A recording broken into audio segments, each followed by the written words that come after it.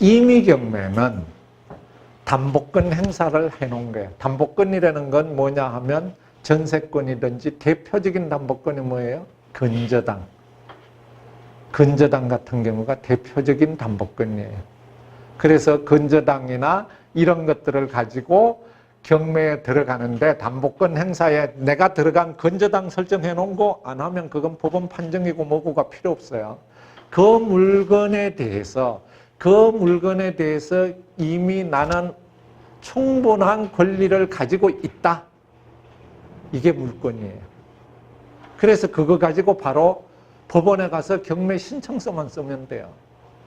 그리고 돈 일부 내면 바로 들어갈 수 있어요. 물론 그것도 빨라야 3개월에서 6개월 정도의 시간은 걸려요. 이 시간 동안에 그렇게 물건을 기준으로 가는데 이거는 추가적인 어떤 법원의 판정이나 이런 추가적인 조치 없이 바로 집행이 가능한 거예요. 그리고 이때는 다른 물건에 가지고 갈 수가 없어요. 근저당을 내가 이 사람이 아파트를 구로동에도 하나 가지고 있고 여기 압구정동에도 하나 가지고 있고 반포동에도 하나 가지고 있고 이렇게 가지고 있는데 내가 구로동에 살고 있는데 전세권 설정해놨든지 또는 구로동에 근저당 설정해가지고 빌려준 돈을 압구정동 아파트가 좋으니까 그쪽에 가서 경매 걸 수 있다? 없다? 없어요. 아까 강제경매는 내가 전세 사는 금액에 구로동에 전세 살았지만 이거 하라는 거에 대해서 다른 데 가서 걸 수 있어요. 이해하시죠? 좋은 물건에. 그러니까 우리가 보통 말할 때 채무를 졌을 때 차용증 해가지고 법원 판정받으면 그 사람 전국 어디에 있던 그 사람 이름으로 재산 있는 데 쫓아가서 해소할 수 있잖아요. 그게 강제경매예요. 그런데 임의경매는 반드시 내가 점유하고 있든지 그 담보권 행사를 한 그 물건에만 가능해요. 그래서 그런 것들이 따라서 이 임의경매는 담보 가치가 굉장히 중요해요. 이걸 넘어서면 예를 들면 강제경매는 내가 5억을 빌려줬는데 이 물건으로 해서 3억밖에 못 받았어. 그럼 나머지 2억은 또 다른 데다 갖다 붙일 수 있어요. 그런데 임의경매는 내가 사는 집에 5억짜리 전세를 들었는데 돈 받은 게 한 푼도 못 받을 수도 있고 아니면 1억밖에 못 받을 수도 있어요. 그 물건의 가치에 따라서. 그러면 내가 못 받은 금액을 다른 데로 갈 수 있느냐? 갈 수가 없어요. 그래서 임의경매는 그걸로 끝나요. 우리가 경매를 배우는 사람 입장에서는 제가 말씀드리는 건 이제 여러분들이 상식적인 선에서 말씀드리는 거고 경매를 배워가지고 경매에 들어가려는 사람은 그 채권자가 돈을 받아가든 안 받아가든 나하고 상관없어요. 그죠? 나는 그 물건만 내가 가져오면 돼요. 채권자가 돈을 아무리 한 푼도 못 받아가든 아니면 100% 다 받아가든 나하고 상관이 없어요. 낙찰자하고는. 우리 경매하는 사람들 입장에서는 어떤 분들은 그 내용 가지고 상당히 저거 빌려줬는데 경매하시는 분들 그러신 분들 많아요. 마음이 약하셔가지고 이거 주인이 한 푼도 못 받고 세입자 한 푼도 못 받았는데 불쌍해서 어째? 근데 그거는 그 사람의 잘못인 거예요. 그 사람의 잘못.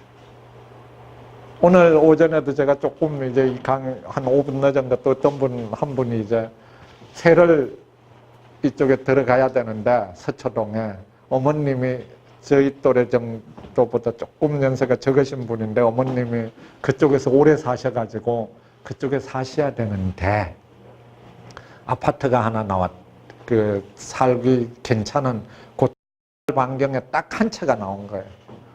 근데 그 앞에 가압류가 있고 근저당이 있고 자기가 10억 정도 물건에 가는데 10억 정도 물건에 가는데 앞에 3억 5천짜리 가압류가 있고 그 다음에 2억짜리 근저당이 있고 자기가 5억짜리에 이제 5억의 전세금에 들어가야 되는데 내 전세금이 온전히 보존될까요? 아니면 안 될까요?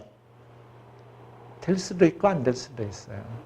10억짜리 물건이니까 다 받는 데면 한 10억 5천이니까 뭐 거의 문제가 없는데, 문제는 경매로 나오면 거기에 먼저 빼가는 것들이 있어요. 국세가 있을 수 있고 지방세가 있을 수 있고 뭐 다른 세입자가 또 안 보이는 사람들이 있을 수 있고, 그래서 그런 거 다 조사하고 그 다음에 앞에 거부터 배당 순서 딱 짜가지고, 그리고 낙찰 가격이 10억이 안 될 수도 있잖아요. 넘을 수도 있지만, 그럼 낙찰 가격은 최하로 8억 정도 봤을 때 내가 찾을 수 있는 금액은 얼마냐? 계산해 봤더니 한 1억 6천원 못 받을 수 있는 거예요. 그럼 그거 이제 어떻게 할 거냐? 어떻게 순서를 바꾸면 이거 다 받을 수 있을 거냐? 이거는 우리가 경매하는 이상으로 중요한 거는 여러분들이 세입자로 들어갔을 때 내 보증금을 어떻게 확보하느냐에 중요한 차이가 이런 거예요. 그래서 반드시 전세권 설정한다고 해가지고 그게 다 좋은 거는 아니라는 얘기예요. 오히려 어떤 부분에서는 그 사람이 주인이 재산이 많으면 그 전세권 설정 안 하고 다른 걸로 나중에 판정받아가지고 그 사람 재산에서 내가 받아올 수 있는 기회도 있을 수 있는 거예요. 전세권 설정하면 그 물건 이상은 넘어갈 수 없어요. 예, 그건 물건이기 때문에 그 집 거에 받은 걸로 그냥 소멸돼요, 법적으로. 지인 관계로 잘 알아가지고 친구 간이든지 뭐든지 이래가지고 제 돈 다른 사람 다 떼먹어도 모르지만 제 돈 떼먹으면 내가 천당 못 갈 것 같다. 그런 거는 할 수 없지만 누군가가 보상을 해주겠지만 그거 아닌다 하면은 방법이 없어요.